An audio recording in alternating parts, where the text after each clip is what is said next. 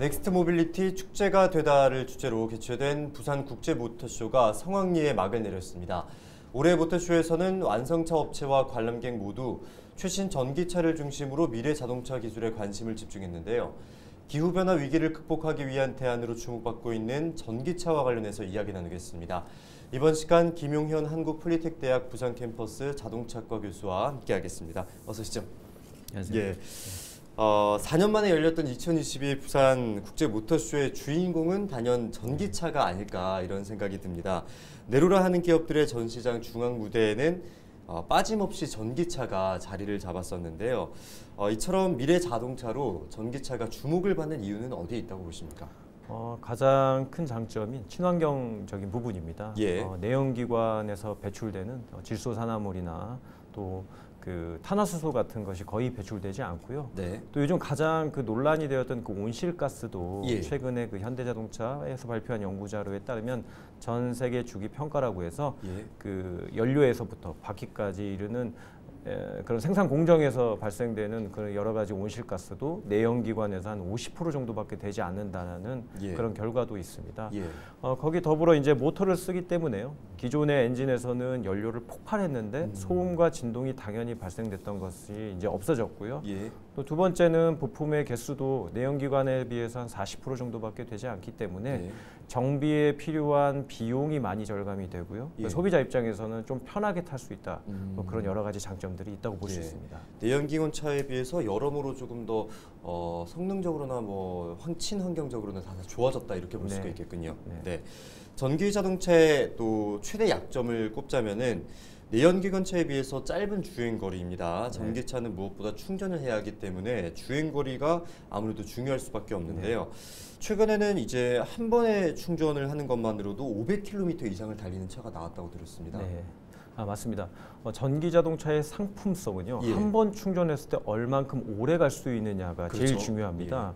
그래서 사실 우리가 다 알고 있는 테슬라 자동차가 그 부분에 있어서 예. 전 세계적으로 가장 높은 주행거리를 가지고 있었습니다. 예. 한 번 충전하는데 600km 이상 정도 갔었거든요. 예. 근데 이번에 부산 국제 모터쇼에서 현대자동차에서 출시한 아이오닉 6가 한 번 충전하는데 500km 정도로 갈 수 있다라고 나와 있습니다. 예. 서울에서 부산까지 오고 다시 조금 더 주행할 수 있는 거리라고 얘기하는데요. 그 정도 주행거리면 사실 우리나라에서 어느 곳에서도 우리가 한 번 충전했을 때 목표로 하는 여행지까지 충분히 갈 수 있기 때문에요. 향후 이 부분에 있어서 시장에서 많은 그 수요가 예상되리라 봅니다. 예. 국산차의 기술력도 그만큼 올라왔다 이렇게 볼 수 있는 건가요? 네네, 예. 맞습니다. 전기차의 최대 약점으로 꼽히던 주행거리가 보완이 되면서 이제 운전자들의 관심은 충전 속도와 또 배터리의 안전성에 또 네. 관심을 두고 있는데요. 어떤 배터리가 사용되고 있고 또 문제점은 없는지 또 핵심 부품인 이 배터리에 대해서 설명을 좀 부탁드립니다. 네. 전 세계 전기 자동차의 거의 대부분은요, 이 예. 리튬 배터리를 씁니다. 예. 근데 이제 리튬에 대해서 잠깐 말씀드리면요, 이 리튬이 굉장히 그 불안전한 소자입니다. 예. 원자 번호 3번인데요, 가볍고 불안합니다. 사실 연료는 가볍고 불안해야지만이 그 사용 용도가 굉장히 좋습니다. 예. 우리 휘발유 같은 경우를 그 컵에 따라 놓으면 사실 얘가 이렇게 아지랑이 같은 게 올라오잖아요. 이게 왜냐하면 액체에서 가만히 머물러 있지 않고 자기 스스로가 이렇게 자꾸 상변화를 일으켜서 기체로 바뀌려고 합니다. 그러니까 불안하니까 그런 거죠. 예. 그래서 우리가 가솔린 같은 경우로 우리가 연료를 써서 우리가 그 큰 차를 움직이는 겁니다. 예. 이 리튬 배터리에 들어가는 이 리튬의 성질도 그렇습니다. 예. 이 불안하기 때문에 우리가 연료로서의 각광받는 것이고요. 근데 우리가 전기 자동차에 쓰는 이 리튬은 우리가 이제 그 전기 자동차에 들어가는 배터리의 최소 단위가 셀인데 요게 한 7,000개 정도가 이렇게 압착되어 있습니다. 그래서 내부에 있는 이 셀 중에 하나라도 조금이라도 우리가 충격이 가해지거나 찢어지거나 파열이 일어나면 예. 급속도로 우리가 화염이 전파가 됩니다. 우리가 이걸 열폭주라고 하거든요. 예. 따라서 이 리튬의 성질, 리튬 배터리 이 성질은 뭐냐면 한번 이렇게 화재가 나게 되면은 그 단시간 내에 급격히 화재로 연결되는 것이고요. 두 번째는 쉽게 꺼지지가 않습니다. 예. 그래서 우리가 전기 자동차에 들어간 이 배터리 소재, 요거에 만약에 사고가 나면은 우리가 그 기존의 내연기관보다는 더 큰 사고로 일어날 수가 있고요. 최근에 우리가 남해 고속도로에서 우리가 사망 사건이 있었죠. 전기차를 주행을 하다가 그 사건도 역시 마찬가지로 그 배터리에 충격이 가해서 이게 화재로 연결된 건이었습니다.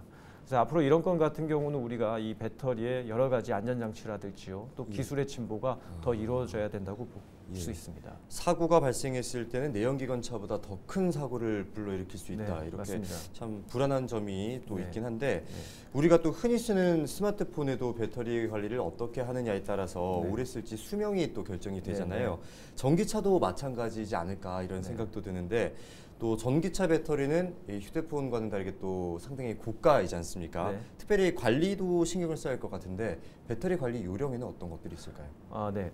이 컵을 한번 보여드리고 싶습니다. 예. 우리 이 컵에 물을 따르는 방법은 두 가지가 있죠. 예. 하나는 이제 물을 빨리 따르는 방법이 있고 예. 또 하나는 물을 천천히 따르는 방법이 있습니다. 물을 천천히 따르게 되면 물이 튀지 않고 정확하게 물을 따를 수가 있는 것이죠. 예. 근데 물을 급속하게 따르면 어떻게 되나요? 이게 물방울이 막 튀죠. 그렇죠. 전기 충전도 마찬가지입니다. 전기 자동차의 그 배터리 충전도 마찬가지인데요. 우리가 두 가지 방식의 충전이 있습니다. 예. 하나는 완속 충전이 있고 하나는 급속 충전이 있는데 완속 충전은 말씀드린 대로 빈 컵에 물을 천천히 따르는 겁니다. 그러니까 배터리에 큰 충격이 가해지지 않는 것이죠. 예. 근데 급속 충전은 우리가 급격하게 전류를 쏟아붓는 겁니다. 이때 이 전기가 튀거든요. 우리가 그걸 리플 전류라고 합니다.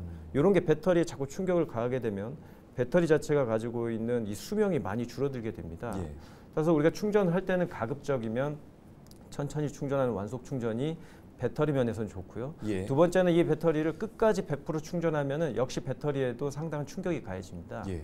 그래서 80에서 90% 정도 충전하는 게 좋습니다.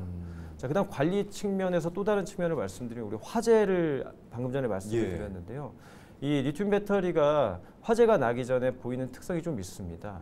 약간 틱틱틱한 소리가 납니다. 예. 따라서 우리가 주행을 하다가 내 차가 전기차인데 주행을 하다가 이런 고유의 소리가 나면 일단 한번 주의를 한번 다시 한번 환기시킬 필요가 있고요. 예. 두 번째는 이제 이게 화재로 번졌을 경우 차를 뭐 갓길 같은 데다 정차해 놓고 창문이나 문을 전부 열어줘야 됩니다. 예. 리튬 배터리가 화재가 나게 되면 발생되는 연소가스가 있는데 그게 차문이 다 닫혀져 있는 상태에서 순간적으로 팽창을 하면 폭발로 이어질 수가 있거든요. 예. 그래서 이런 것들이 외부로 잘 방출될 수 있도록 차문을 잘 열어주고 이렇게 관리하는 것을 하셨으면 좋겠습니다. 그렇다면 또 이제 배터리가 수명이 다 됐을 때 배터리 교체 주기에 대해서도 궁금한데요. 어떻습니까? 배터리 교체 예. 주기는 우리가 그 제조사마다 가지고 있는 이 라이프 사이클은 좀 다 다릅니다. 예. 그리고 이제 더불어서 우리가 배터리를 어떻게 쓰냐에 따라서도 다르죠. 우리가 그 스마트폰 같은 경우도 내가 그 충전을 할 때 적정한 시간에 알맞게 충전하는 경우는 오래 쓸 수 있는데 예. 완전히 방전이 된 상태로 오래 유지하게 되면 예. 내부의 메모리 효과라든지요 여러 가지 것들이 있습니다. 따라서 우리가 전기 자동차 배터리도 내가 완전히 방전되기 전에 배터리를 잘 관리하고 방금 말씀드린 대로 100% 충전하지 않고 80에서 90% 정도 충전하면서 내가 급속 충전보다는 완속 충전을 생활화한다면 다른 사람들의 그 전기차보다 조금 더 배터리를 오래 쓸 수 있다라고 보면 될 것 또 같습니다. 배터리 교체와 관련해서 또 비용이 많이 들다 보니까 이 네. 부분에 대해서 걱정을 하시는 분들이 많으시더라고요. 네, 맞습니다. 예. 전기차는 내연기관차보다는 부품 수가 적다고도 앞서 말씀을 해주셨는데 정부와 지자체에서는 기존 내연기관 부품 업체가 전기차 핵심 부품 업종으로 전환할 수 있도록 지원하는 정책을 펼치기도 했었는데요. 배터리 이외에 전기차 핵심 부품에는 또 어떤 것들이 있습니까? 우리 앵커님한테 질문 드리고 싶은데요. 예. 집에 그 두꺼비 집이 있는 거 아시죠? 예. 두꺼비 집의 역할이 그 전봇대로부터 전기를 받아서 예. 각 방으로 예. 이렇게 전기를 공급하죠. 예. 그리고 이제 누전이 되면 떨어지면서 화재를 예방하는 효과가 있습니다. 예. 그럼 전기 자동차에도 두꺼비 집이 있을까요? 있을 것 같은데요. 맞습니다. 예. 있습니다. 전기 자동차는 고압의 고전압의 배터리가 바닥에 깔려 있습니다. 예. 근데 이게 앞쪽에 이제 모터라든지요, 그 다음에 컴프레셔 같은 걸 구동을 하려면 고압의 전기가 나가는데 이런 부품이 중간에 누전이 되면 화재로 연결될 수 있어서 그 사이에 이 두꺼비 역할을 하는 파워 릴레이 어셈블리라는 부품이 있습니다. 예. 그거하고 또 한 가지는 우리가 이제 운전자가 엑셀을 밟게 되면 모터를 빨리 돌려야 되죠. 그렇죠. 반대로 이제 엑셀을 이제 안 밟게 되면은 모터를 이제 느리게 돌려야 되는데 모터의 속도를 조절해주는 인버터라는 장치가 있고요. 또 전기 자동차로 내연기관차와 마찬가지로 이 와이퍼도 돌려야 되고요. 예. 그 다음에 이제 윈도우도 내리고 올려야 됩니다. 그 빵 눌렀을 때 이제 경적도 발생돼야 되고 그런 부품은 다 예전에 내연기관에 있던 12V 기반의 부품을 다 가져왔기 때문에요. 400V 이상의 고전압을 12V로 내려줄 수 있는 중간에 그 LDC라는 부품도 있습니다. 예, 그 정도가 좀 핵심적인 부품이라고 볼 수 있겠네요. 예. 혹시 사고가 발생했을 때 또 전기를 또 차단해주 이런 장치도 있습니까? 네, 내부에 방금 말씀드린 대로 이 두꺼비 주위에는 예. 그 전류 센서라는 게 있습니다. 예. 이 전류 센서가 있어서요. 만약에 사고에 의해서 급격한 누전이 발생되면은 예. 이 전류 센서가 이 전류량을 읽어들여서요. 예. 이 두꺼비 집을 자동으로 차단해주는 그런 역할도 같이 합니다. 예, 안전성도 좀 담보가 돼 있다 이렇게 볼 수가 맞습니다. 있겠는데요. 네. 탄소 중립이 세계적인 추세로 떠오르면서 친환경차 전환을 위해서 현재 여러 가지 지원이 이루어지고 있습니다. 그 결과 이제 부산에서도 전기차가 급증한 것으로 나타났지만 요즘 도로를 보면 전기차가 상당히 많이 보이더라고요. 네. 이제 충전소나 인프라 문제가 전기차의 최대 단점 중에 하나로 꼽히고 있는데 부산 지역의 전기차 충전 인프라는 잘 구성이 돼 있습니까? 작년 기준 충전기가 한 5,600기 예. 정도로 보면 되겠는데요. 예. 이제 올해 2022년 3월 기준으로 부산 지역이 전국에서 전기 자동차 증가율이 1위입니다. 아, 예.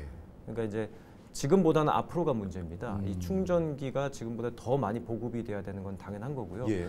근데 이제 거기에 발맞춰서 부산시 같은 경우 우리가 이제 6개 구에 해운대를 포함한 6개 구에 그 우리가 배터리 그 전봇대에서 바로 고전압을 이용해서 충전할 수 있는 시스템을 지금 시범 사업을 운영 중에 이제 들어가고 있기 때문에요. 예. 이제 그런 부분이 조금 더 확산되면 우리가 이제 그 충전에 대한 부분을 조금은 해소할 수 있지 않을까라는 생각이 듭니다. 예. 또 요즘에 전기차와 더불어서 수소차도 많이 보이잖아요. 네. 수소차가 이제 전기차에 비해서 더 친환경적이라고 알려져 있긴 한데 네. 전기차가 더 주목을 받는 이유는 어디 있다고 보십니까? 수소차는 연료를 생산해내는 과정이 굉장히 복잡합니다. 예. 그래서 수소차에 들어가는 수소는 아직까지 부생수소라는 걸 씁니다. 예.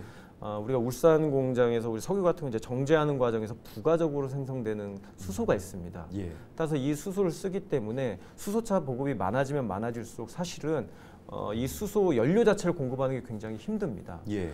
두 번째는 수소 자동차는 하나 만들어내는데 비용이 전기 자동차의 2배 이상 많이 듭니다. 예. 내부에 들어가는 부품의 가지수도 굉장히 높고요. 예. 따라서 생산하는 제조업체에서도 이 단가 차원에서는 사실 수소차를 생산할 때마다 아직까지는 마이너스에 가깝습니다. 아, 예. 예, 그래서 전기 자동차보다는 그 수소차가 기업의 제조 입장에서는 좀 불리한 것도 솔직히 사실이고요. 예. 그리고 지금 수소 자동차가 가지고 있는 최대 장점이라고 한다면은 연료 충전 시간이 한 5분밖에 되지 않습니다. 예. 한 700바의 연료 압력으로 충전시키기 때문에요. 예. 근데 이제 과거에 비해서 전기 자동차도 충전 시간이 많이 이제 줄어든 건 사실이기 때문에 거기에 대한 상품성이 이제 많이 올라왔기 때문에 이제 전기 자동차의 이제 그 어떤 장점이 조금씩 더 부각되고 있는 상황이라고 볼 수 있습니다. 예. 이제 또 윤석열 대통령은 지난 대선 당시에 2025년 유로 7 도입을 공약한 바가 있습니다. 최근 환경부에서 이 유로 7의 국내 도입을 위해서 준비 중에 있는데요. 만약에 유로 7이 도입이 된다면 어떤 부분이 변하게 되는지 또 그 개념에 대해서 또 설명을 좀 부탁드리겠습니다. 네, 이 유로 7은요 자동차가 만들어지고 난 다음에 발생되는 배출가스의 양을 예. 유럽에서 규제하는 일종의 그 자동차 회사끼리 서로 지키는 규칙 같은 겁니다. 예. 그러니까 유로 7이라고 하는데 유로 1부터 시작했겠죠. 예. 1, 2, 3, 4, 5고 현재는 6입니다. 근데 이 숫자가 크면 클수록 이 규제의 범위가 그만큼 큽니다. 유로 7이 되면은 현재 내연기관 차는 거의 도로에서 다닐 수 없을 정도의 규제로 이제 되는 겁니다. 예. 그렇다면 우리가 이제 공공도로 같은 경우는 그거 외에 전기 자동차나 이 수소 전기 자동차가 이제 도로에 다닐 수밖에 없는 건데요. 예. 우리나라 메이커 중에 이 두 가지를 다 양산할 수 있는 건 현대기아 자동차밖에 없습니다. 예. 우려되는 건 지금도 이 회사에서 거의 대부분 독과점 형식으로 이제 국내 시장을 장악하고 있는데 이게 유로 7이 도입이 되면 이제 독과점의 영향이 더 커지겠죠. 그렇죠. 그럼 이제 소비자로서는 사실 선택할 수 있는 폭이 차종이 좁아요. 많이 줄어드는 겁니다. 예. 두 번째는 중국 차를 좀 주목해봐야 됩니다. 전기 자동차의 전 세계에서 가장 큰 단일 시장을 가지고 있는 게 중국이거든요. 예. 그리고 그만큼 전기 자동차 기술에 많이 투자했습니다. 근데 지금 기술 수준도 많이 뛰어 올라왔습니다. 중국에서는요, 과거에는 중국차를 사는 소비자들한테 보조금을 줬는데 이제는 거의 보조금 정책을 많이 없앴습니다. 예. 그럴 수밖에 없는 게 중국에 있는 홍광이라는 회사에서 미니라는 전기차를 개발해냈는데 500만 원이면 살 수 있습니다. 예, 가격이 굉장히 싸요. 예, 뒤집어 놓고 보면은 중국 차가 만약 유로 7이 돼서 전기차만 다닐 수 있다고 한다면 중국 자동차가 우리나라 시장을 잠식할 가능성도 있습니다. 아직까지 우리나라 대기업에서 만든 전기 자동차는요, 국가나 지방 정부에서 보조해주지 않으면 소비자가 살 수가 없습니다. 그만큼 차 가격이 비싸기 때문이죠. 예. 그러니까 가격 경쟁 면에서도 보면 이 중국 차에서 밀리기 때문에 이 유로 7의 도입에 대해서는 우리가 여러 가지 신중하게 생각을 해봐야 된다고 저는 봅니다. 예. 또 친환경적으로 봤을 때는 이득이긴 하지만 네. 또 아무래도 그 단계까지 가기에는 여러 가지 혼선을 또 줄이기 위한 노력도 필요할 것으로 네, 보이는데 맞습니다. 여기에 대해서는 어떻게 보십니까? 네, 방금 말씀드린 대로 예. 이제 정부에서 속도가 관건입니다. 예. 지금 현재 그 자동차 산업이 아직 친환경 자동차나 전기 자동차로 전환되기에는 체질이 아직 되진 않습니다. 예. 그래서 정부에서는 이런 부분에서 엇박자가 나지 않도록 예. 속도를 가급적이면 좀 늦췄으면 하는 게 저의 바람인 것이고요. 그다음 그 기업들도 마찬가지입니다. 이 친환경 자동차로 전환하는 데 있어서 빨리빨리 전환할 수 있도록 의식의 전환도 필요하고요. 예. 또한 이런 거에 경제 규모도 맞출 수 있도록 또 정부에서 이런 부분도 강하게 좀 이렇게 주도해야 될 필요가 있다고 생각됩니다. 예. 유로 7 조기 도입과 관련해서 일각에서는 우려의 목소리도 나오고 있는데 자동차 부품업계 전환 대응은 어떻습니까? 이 부분이 가장 가슴이 아픕니다. 예. 좀 이제 부산 지역에만 좀 이제 국한해서 말씀을 드리면요. 작년 기준으로 이게 부산 기업의 그 자동차 부품 개수가 전국에서 6위 정도 됩니다. 예.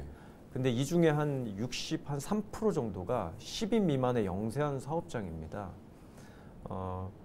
작년에 우리가 부산연구원에서 이런 기업 한 100개 정도를 뽑아가지고 설문조사를 했는데 친환경 자동차로의 전환에 대한 의식에 대한 그 설문조사였는데 한 83% 이상이 아직은 계획이 없다라고 이렇게 얘기하고 있습니다. 안타까운 지점은 이 지점인데요. 그 유로 7은 이게 피할 수 없습니다. 예. 언젠가는 반드시 해야 되는 거거든요. 예. 근데 그 속도의 차이일 뿐이죠. 그래서 지금 어떤 이 친환경 자동차의 산업 전환이 기업체로서는 이루어지지가 않으면 향후에 어떤 그 기업을 존속하기에 쉽지 않을 거라고 저는 보고 있습니다. 예. 그렇다면 이제 전기차 대중화를 위해서 정부와 기업의 역할은 무엇인지 또 향후 전기차 시장의 전망은 어떻게 되는지 말씀 부탁드립니다. 부산 지역만 이제 국한해서 일단 예. 한번 말씀해 드려 보면요. 이제 2022년 3월 기준으로 이제 전기차 증가율이 전국에서 1위라고 말씀드렸고요. 예. 두 번째는 주목해야 볼 만한 통계가 부산 지역이 고령화 순위가 1순위입니다. 그만큼 이제 그 고령 운전자가 많아진다는 것은 사실은 환경적인 거에 대한 의식이 우리가 그 젊은 세대보다 훨씬 깨어 있다라는 거거든요. 그래서 전기차 구매에 대한 욕구도 더 강해질 것이고요. 예. 또 그 다음은 이 부산 지역이 그 관광 도시지 않습니까? 그래서 클린하고 친환경적인 이미지가 굉장히 많습니다. 예. 그래서 이런 전기차가 보급되면 될수록 이 부산시가 가지고 있는 부산이 가지고 있는 지역적 특색이 더 강화될 것이라고 보기 때문에 긍정적이라고 볼 수 있습니다. 예. 그래서 전기차 산업은 지금보다 조금 더 늘어날 것이라고 생각이 들고요. 여기에 발맞춰서 우리 부산시는 소비자들이 좀 더 쉽게 충전할 수 있도록 충전기를 더 늘리는 데 집중해야 될 것 같고요. 두 번째는 방금 말씀드린 대로 이 정부에서는 우리 그 업체들이 그 자동차 업체, 부품 업체들이 친환경 자동차로 전환될 수 있도록 유로 7 도입에 대해서 속도를 조금 늦춰줄 수 있도록 그런 걸 주문해주고 싶고 예. 또 기업에서는 마찬가지로 어차피 이 매는 맞아야 됩니다. 이 예. 유로 7이란 매는 맞아야 되는데 그러기 위해서는 체질 변환을 반드시 해야 된다라고 보고 있고 지금부터라도 준비를 해서 향후에 이 친환경 자동차나 이 전기 자동차를 생산할 수 있는 구조로 체질을 바꿔야 된다고 볼 수 있겠습니다. 예. 이번 시간에는 기후변화 위기를 극복하기 위한 대안으로 주목받고 있는 전기차와 관련해서 김용현 교수와 함께 이야기 나눴습니다. 오늘 말씀 감사합니다. 전기차 등록 대수는 해마다 증가세를 보이며 미래 모빌리티로 자리 잡고 있습니다. 하지만 완전한 대중화가 되기까지 아직까지 풀어야 할 과제가 남아있는 만큼 해결 방안에 대한 고민도 필요해 보입니다. 헬로이시 토크 여기서 마칩니다. 함께해 주신 여러분 고맙습니다.